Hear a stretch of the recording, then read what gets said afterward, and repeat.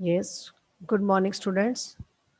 Today we start lesson 2 Hindi व्याकरण वर्ण विन्यास। वर्ण विन्यास होता है यानी कि अरेंजमेंट ऑफ लेटर्स, यानी कि हम लेटर्स को कैसे अरेंज करते हैं। देखो बेटा, आपके सामने नीचे चित्र दिए गए हैं, है ना। उसमें देखकर इनके नाम बोलने हैं, जैसे घोड़ा, सेब, माला, रेलगाड़ी। बच्चों, आपने देखा और अनुभव किया होगा कि जब हम घोड़ा, सेब, रेलगाड़ी और माला बोलते हैं तब कुछ ध्वनियां निकलती हैं। जैसे घोड़ा, घोड़ा बोलते समय क्या होता है बेटा? पहले घ बोलते हैं, फिर ओ की ध्वनि आती है, फिर ड की आती है, फिर आ। ये ध्वनियां हमारे मुंह से निकलती हैं। तो इसी प्रकार अन्य शब्दों में से ये ध्वनियां निकलती हैं। जैसे हमने बड़ा सेब, विन्यास, वर्ण विन्यास क्या होता है? शब्दों को अलग अलग करना। तो हमें इस पाठ में जो है ये पता चलेगा कि वर्ण क्या होते हैं और इनको कैसे जोड़कर हम शब्द बनाते हैं। ठीक है, तो जैसे आपके सामने स्क्रीन पर दिया हुआ है सेब। सेब का वर्ण विन्यास करते हैं तो आएगा स प्लस ए प्लस ब प्लस अ। देखो बेटा, सा पे एक की मात्रा लगी तो बना से, बा के साथ आ जोड़ा तो बना ब। बेटा, जो हमारे व्यंजन होते हैं ना, वो बिना स्वरों की सहायता के नहीं बोले जाते। स्वर जो होते हैं वो स्वतंत्र होते हैं, लेकिन व्यंजनों का उच्चारण करने के लिए हमें स्वरों की सहायता लेनी पड़ती है। यानी कि अगर स्वर को हम नहीं सहायता लेंगे स्वर की, तो हमारे व्यंजन इस तरह से आएंगे। जैसे आधा सा, हलंत का मतलब होता है कि ये सा आधा है, ये र आधा है, ये म आधा है। अगर इनमें स्वर जुड़ जाता है तो ये पूर्ण हो जाता है। जैसे से बोलना हमने, तो सा में ए जोड़ा तो बनेगा से। ब है, बा में आ जोड़ा तब ये बा पूरा बनेगा। अगर हम इसमें आ नहीं जोड़ते तो ये ऐसे बनेगा सेब, बा में हलंत आएगा। ठीक है, यानी कि व्यंजन वर्णों को पूरा करने के लिए हमें स्वरों की सहायता लेनी पड़ती है। यानी कि जब हम व्यंजन वर्णों का उच्चारण करते हैं तो व्यंजन वर्ण स्वरों की सहायता से ही बोले जाते हैं या उच्चारित किए जाते हैं। ठीक है, अब है रेलगाड़ी। रेलगाड़ी में क्या होता है बेटा? र प्लस ए प्लस ल प्लस अ प्लस ग प्लस आ प्लस ड प्लस ई, रेल गाड़ी। ओके, नेक्स्ट आता है माला। म प्लस आ प्लस ल प्लस आ, तो शब्द बना माला। ठीक है, तो इस प्रकार हम जो है इन वर्णों का विच्छेद करते हैं, मतलब अलग अलग करते हैं। ये ध्वनियां ही हिंदी भाषा में वर्ण या अक्षर कहलाती हैं। यानी कि जो ये ध्वनियां, यानी कि जो वर्ण हम बोल रहे हैं, उच्चारण कर रहे हैं, ये जो ध्वनि है यही हमारे हिंदी भाषा में वर्ण या अक्षर कहलाती हैं। ठीक है, सबसे पहले हमारा आता है वर्ण। वर्ण क्या होता है बच्चों? वर्ण भाषा की सबसे छोटी इकाई है। नंबर 2, इसके और खंड नहीं किए जा सकते। वर्ण को अक्षर भी कहा जाता है। इसका मतलब क्या है? जैसे अब हमने ऊपर पढ़ा म, अ, आ, ल, ग, ड़, ई, ये वर्ण है। इनका अगर विच्छेद कर नहीं कर सकते, इनके खंड मतलब इनके टुकड़े। अब हमने सेब शब्द है, ये शब्द है, शब्द का तो हम विच्छेद कर सकते हैं, लेकिन जो हमारे ये वर्ण है स, अ, ब, आ, इनका विच्छेद नहीं कर सकते। तो जिनका कोई भी टुकड़े या खंड नहीं किए जा सकते वो वर्ण कहलाते हैं। यानी कि वर्ण जो है भाषा की सबसे छोटी इकाई है।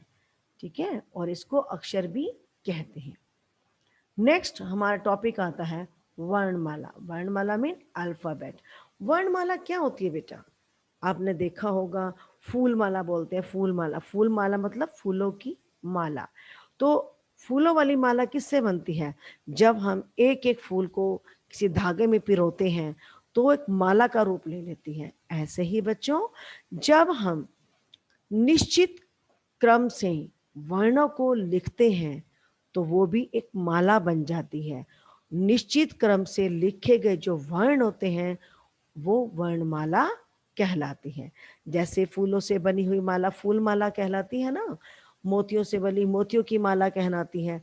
तो ऐसे ही जो माला वर्णों से एक निश्चित क्रम में लिखे जाते हैं, निश्चित क्रम मतलब जैसे हम स्वर लिखते हैं, स्वर में ए आ ई उ ऐसे लिखते हैं, ऐसे नहीं लिखते ना, अ उ ए री ऐसे नहीं लिखते, हम उसको निश्चित क्रम में लिखते हैं, है ना। और ऐसे ही सेम व्यंजन होते हैं, क ख ग घ ड़ लिखते हैं, ना कि क के बाद च फिर प फिर म ऐसे नहीं लिखते। अब हम जब फूल माला बना रहे हैं और यदि हम माला में एक फूल बड़ा पिरो दें, छोटा पिरो दें, टेढ़ा पिरो दें, आंगे बांगे जितने भी होते हैं फूल अलग तरीके के, उनको अगर हम माला में पिरो देते हैं तो माला कितनी भद्दी लगती है ना, तो अच्छी नहीं लगती। वो अच्छी कब लगती है, जब हम एक जैसे सीक्वेंस में फूलों को माला में पिरोते हैं, यानी कि धागे में जब हम फूलों को एक क्रम में पिरोते हैं तो वो कहलाती है फूल माला। ऐसे ही वर्णमाला होती है जो, उसमें हम वर्णों का निश्चित क्रम में लिखे जाते हैं और ये निश्चित क्रम से ही वर्णमाला बनती है। वर्णमाला में स्वर और व्यंजन दोनों सम्मिलित होते हैं, यानी कि वर्णमाला के दो प्रकार होते हैं, जिसमें क्या क्या सम्मिलित होते हैं, क्या क्या आते हैं, स्वर और व्यंजन दोनों आते हैं। ओके, अब आता है हमारा वर्ण के प्रकार। वर्ण के दो प्रकार होते हैं बच्चों, एक स्वर यानी कि वोवल और व्यंजन कॉन्सोनेंट। आप इंग्लिश में भी पढ़ते हैं बेटा ग्रामर में कि काइंड ऑफ लेटर्स कौन से होते हैं, वॉवल्स होते हैं, कॉन्सोनेंट होते हैं ना। तो ऐसे हिंदी में भी होते हैं वर्ण दो प्रकार के, जिसको हम बोलते हैं स्वर और व्यंजन। आइए अब इनके बारे में जानते हैं। स्वर, स्वर क्या होता है बच्चों, ये मैंने आपको बताया, अभी आपको मैंने अच्छे से बताया था कि स्वर जो होते हैं स्वतंत्र ध्वनियां होती हैं और इनके उच्चारण में किसी अन्य वर्ण की सहायता नहीं लेनी पड़ती। हिंदी में 11 स्वर हैं। अब देखो आपके सामने एक पिकॉक बना हुआ है, उसकी पिक्चर बनी हुई है, ये स्वर है, ये देखो वर्णमाला है पूरी। इसको देखो सीक्वेंस में बना हुआ है, ऐसा तो नहीं कि पहले आ के बाद ओ आ जाएगा या आ के बाद औ आ जाएगा, ए आ जाएगा। ये क्रम में बने हुए हैं, कितने सुंदर लग रहे हैं।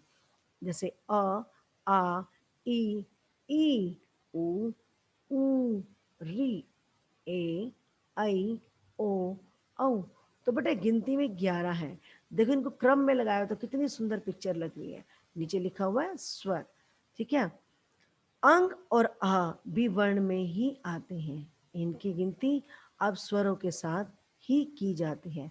देखो इस पिक्चर में अंग और आ को नहीं दर्शाया गया, लेकिन अब जो है इसको स्वरों में ऐड कर दिया गया है, जोड़ दिया गया है, परंतु इनका स्थान स्वर के बाद और व्यंजन से पहले होता है।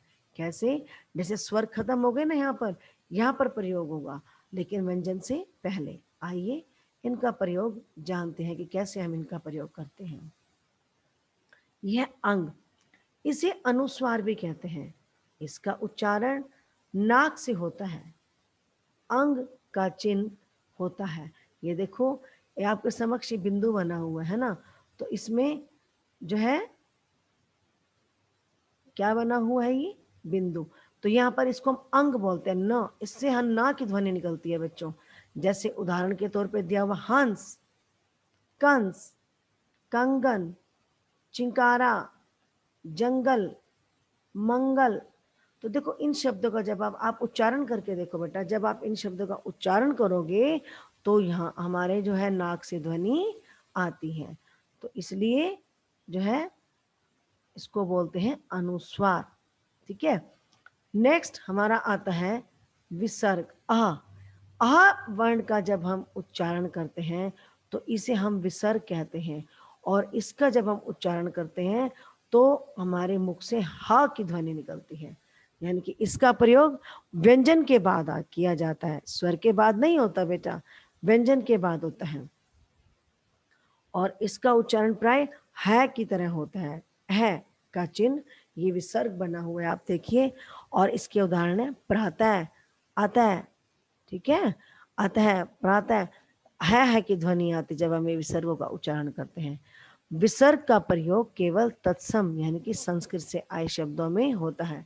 अभी आप फोर्थ में है ना बच्चे, जब आप फिफ्थ में जाएंगे तो फिफ्थ में संस्कृत के शब्द आते हैं, उनमें जितने भी पुल्लिंग शब्द होते हैं उन सब के पीछे ये विसर्ग चिन्ह का प्रयोग किया जाता है, लेकिन उसकी ध्वनि आती है की। ओके, नेक्स्ट आता है आ। ऐसे इसे अनुनासिक कहते हैं।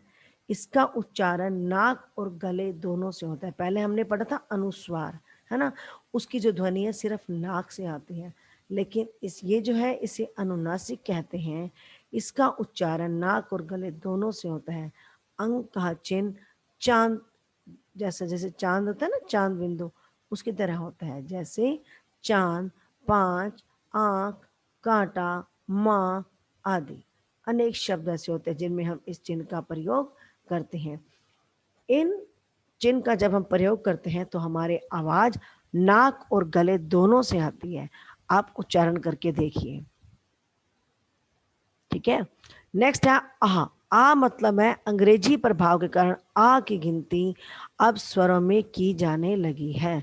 यह आ और ओ के बीच की ध्वनि है। आ का प्रयोग केवल अंग्रेजी से हिंदी में आए शब्दों में होता है। कैसे बेटा? जैसे हम बोलते हैं doctor, college, ball, office, call, ठीक है। तो यहाँ पर जो ये चिन्ह प्रयोग होता है ये आगत चिन्ह, आगत होता है विदेशी भाषा से आए हुए वर्ण।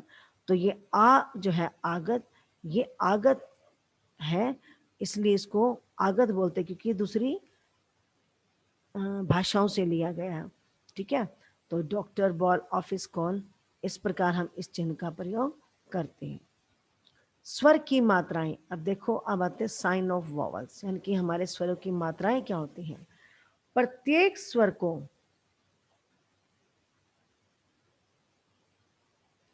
जो प्रत्येक स्वर होता है बेटा, प्रत्येक स्वर की अपनी मात्रा होती है। इन मात्राओं के लिए कुछ विशेष चिन्ह होते हैं। स्वरों की मात्राएं निम्नलिखित है। एक बात और ध्यान रखना बेटा कि जब हम स्वरों की मात्राओं को देखते हैं तो स्वरों में सिर्फ एक अ ऐसा स्वर है जिसकी कोई भी मात्रा नहीं होती, ठीक है। एक सिंगल अ ऐसा स्वर है जिसकी कोई भी मात्रा नहीं होती, बाकी सभी स्वरों की मात्राएं होती हैं। आओ देखते हैं।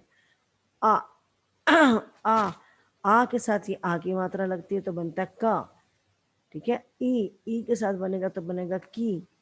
ई, ये शब्द बनाए गए हैं ई, की, ऊ, कु, ऊ, कु, ठीक है।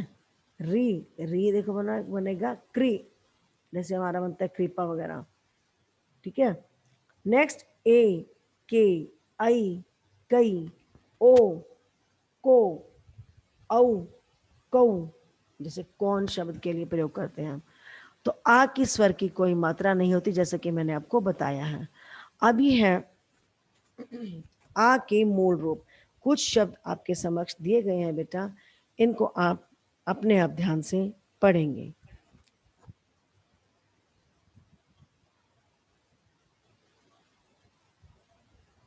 कुछ शब्द ऐसे हैं जो मैं आपके सामने पढ़, जैसे आ से बना अब, अचल, अमरूद, आम, आखेट, आजकल। तो इन वर्णों से शब्द बनाए गए हैं, ठीक है। अब आता है बच्चों हमारा व्यंजन। व्यंजन क्या होता है? व्यंजन स्वतंत्र नहीं होते, जैसे कि मैंने आपको बताया है, और इनके उच्चारण में स्वरों की सहायता लेनी पड़ती है, ठीक है। सभी व्यंजनों में आ स्वर मिला होता है। हिंदी में कितने व्यंजन हैं? 35। ये देखो आपके समक्ष टेबल बनी हुई है बेटा, इसमें क ख ग घ ड़, च छ ज झ न, ट ठ ड ढ न, त थ द ध न, प फ ब भ म, य र ल व, श श स ह। ओके, ये आपके समक्ष एक टेबल बनी हुई है, लेकिन अंत में दिया हुआ डा और डा। ये इसको 5 वर्गों में बांटा जाता है बेटा, जैसे का वर्ग, चा वर्ग, टा वर्ग, ता वर्ग, पा वर्ग, ठीक है। और ये 25 होते हैं, और इनका अंतिम जो होता है वर्ण वो होता है ड, न्य, न, न, म। ओके, अब य र ल व क्या है, ये अंतस्थ व्यंजन कहलाते हैं। अंतस्थ मतलब अंतस्थ व्यंजन क्या होते हैं, इनकी जब हम इन व्यंजनों का उच्चारण करते हैं तो हमारे गले से आवाज बाहर निकलती है। आप ट्राई करना, बोल के देखना य, और अपनी फिंगर रखना गले पे, देखना आपको कैसे आवाज आएगी, ल व। ओके, जब हम इन व्यंजनों का उच्चारण करते हैं तो य र ल व, तो हमारे गले से आवाज आती है। इनको बोलते हैं ऊष्म व्यंजन, श, श, स, ह, ये ऊष्म व्यंजन है। ऊष्म व्यंजन क्या कहलाते हैं बेटा, जिनको जब हम उच्चारण करते हैं, अब आप मुंह करके हाथ रखें और इन वर्णों का उच्चारण करें मेरे साथ, श, श, स, ह। तो देखो बच्चों, आपके मुंह से गर्म हवा आती है, गर्म वायु, इसलिए इसको बोलते हैं ऊष्म व्यंजन। ठीक है, इनको जब हम उच्चारण करते हैं तो गले से आवाज आती है। जब आप गले पे अपनी आवाज रख के बोलेंगे तो फिंगर टच करेंगे अपने गले के सेंटर में तो आवाज निकलती है य र ल व। लेकिन जब इनका उच्चारण करते हैं तो गर्म वायु मुंह से बाहर आती है। एक ढा और ढ, ढा और ढ के विकसित रूप हैं, इनकी गिनती अव्यंजनों के साथ ही होती है। अब आते हैं बच्चों हमारे संयुक्त व्यंजन, इनकी ज्वाइंट कॉन्सोनेंट। ये 4 संयुक्त व्यंजन हैं, ये 2 व्यंजनों के मेल से बनते हैं, यानी कि श, त्र, ज्ञ और श्र। इन व्यंजनों को बनाने के लिए 2 व्यंजनों का प्रयोग किया जाता है, यानी कि 2 व्यंजनों के जोड़ से ही इन वर्णों का उत्पत्ति होती है। जैसे क प्लस श अक्ष, त प्लस र त्र, ज्ञ प्लस न्य ज्ञ, श प्लस र श्र। देखो इन वर्णों से शब्द बने, क्षत्रिय, कक्षा, परीक्षा, ऐसे अनेक त्रिकोण, त्रिनेत्र, मात्रा, मित्र, छात्रा, यज्ञ, ज्ञान, ज्ञात, विज्ञान, अज्ञान, श्रम, आश्रम, परिश्रम। ठीक है, ऐसे अनेक से शब्द बनते हैं। तो आ रहित व्यंजन इस प्रकार लिखे जाते हैं। तो बच्चों, जो आ रहित व्यंजन होते हैं वो कैसे लिखते हैं, क, प, ख, म, यानी कि इनमें हलंत लगाया जाता है। ये होते हैं आ रहित, रहित मतलब आ के बिना। व्यंजन के नीचे लगने वाली तिरछी रेखा हलंत, ये जो होती है हलंत कहलाती है। जैसे इनके नीचे लिखी है तिरछी रेखा। ढ और ढ वर्णों के नीचे बिंदु लगाकर ढ और ढ ध्वनियां बनती हैं, जैसे घोड़ा, कपड़ा, पढ़ना, चढ़ाई। ज और फ व्यंजन को भी हिंदी में स्वीकार कर लिया गया है। जरा, फन, सफेद, जमीन, है ना, अनेक शब्द बनते हैं। नेक्स्ट आता है हमारा रा के विभिन्न रूप, यानी कि रा के हमारे भिन्न भिन्न रूप कौन से हैं। ये होता है रेफ, यानी कि जो ऊपर लगता है। ये हमेशा जब शब्द के वर्ण के ऊपर लगता है ये आधा होता है, ये भी पूरा होता है और ये भी पूरा होता है। इनकी जैसे कार्य है क, आ, र इसमें आधा आएगा। या अगर हम रा में हलंत लगा के लिखते हैं तो ये हमें देखने में सुंदर नहीं लगता, तो शब्दों को सुंदर बनाने के लिए हम इसको ऊपर लगा देते हैं। तो जो भी वर्ण ऊपर होते हैं बेटा वो आधे होते हैं। जैसे ड्रम, ड्रम में ड रा नीचे है तो यहाँ पर ड आधा होगा, र पूरा होगा। ऐसे ही क्रम, क्रम में क आधा है और र पूरा। तो जब हम इसका वर्ण विच्छेद करेंगे तो बनेगा क प्लस र प्लस अ प्लस म प्लस आ। क, र और म के नीचे हलंत आएगा। ठीक है, तो मैं एक बार फिर से इस लेसन को दोहरा देती हूँ। आज आपने पढ़ा कि वर्ण भाषा की सबसे छोटी इकाई है। वर्ण 2 प्रकार के हैं, स्वर और व्यंजन। ठीक है, वर्णों के समूह को वर्णमाला कहते हैं। स्वर स्वतंत्र होते हैं पर व्यंजन नहीं। जैसे कि मैंने आपको बताया कि स्वर जो है स्वतंत्र होते हैं, व्यंजन नहीं। स्वरों की मात्रा होती है, सिर्फ एक अ ऐसा स्वर है जिसकी कोई भी मात्रा नहीं होती। नेक्स्ट आता है संयुक्त व्यंजन। संयुक्त व्यंजन जो है बेटा वो 4 होते हैं। कौन कौन से, श, त्र, ज्ञ और श्र। ठीक है, तो आज हमने पाठ को पढ़ा और समझा। पाठ 2, वर्ण विच्छेद। आप इस पाठ को ध्यान से पढ़िए और समझिए। धन्यवाद।